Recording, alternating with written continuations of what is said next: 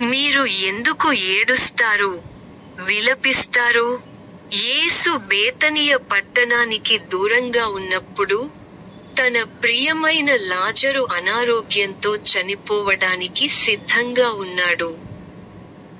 ఆ కుటుంబం తమ ప్రియమైన ఏకైక సోదరుడి అనారోగ్యం కోసం ప్రియ ప్రవక్త అయిన యేసును వారి ఇంటికి తీసుకురావడానికి తమ వంతు ప్రయత్నం చేశారు. వారు తమ ప్రయత్నాలలో విఫలమయ్యారు. యేసు తన కాలంలో వారిని సందర్శించాడు.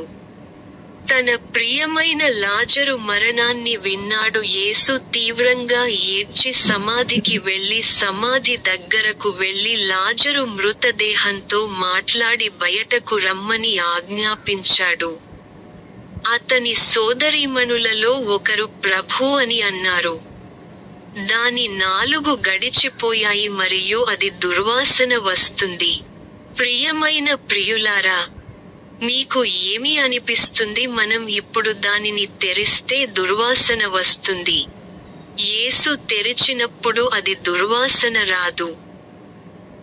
బదులుగా జీవితం పునరుద్ధరించబడింది. మీ ప్రస్తుత పరిస్థితి ఏమైనప్పటికీ, మరణం ఉండదు. కానీ ఈ అననుకూల పరిస్థితి మీ జీవితంలో ఒక అద్భుతాన్ని తెస్తుంది. అది చర్చనీయాంశంగా ఉంటుంది. ప్రభువును నమ్మకంగా సేవించడంలో మీరు ఎంత శ్రద్ధ వహిస్తే ఎల్లప్పుడూ ఒక గొప్ప అద్భుతాన్ని తెస్తుంది. అది ప్రజలకు ఎప్పటికీ నిలిచిపోతుంది. ఆలస్యం అంటే తిరస్కరణ కాదు. మీరు పగలు రాత్రి సేవించే ప్రభువు మిమ్మల్ని నిరాశపరచడు.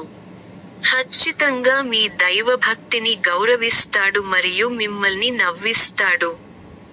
ప్రభువు చెప్పే అద్భుతాన్ని మీరు పొందుతారు. మీకు మంచి రోజు కావాలి.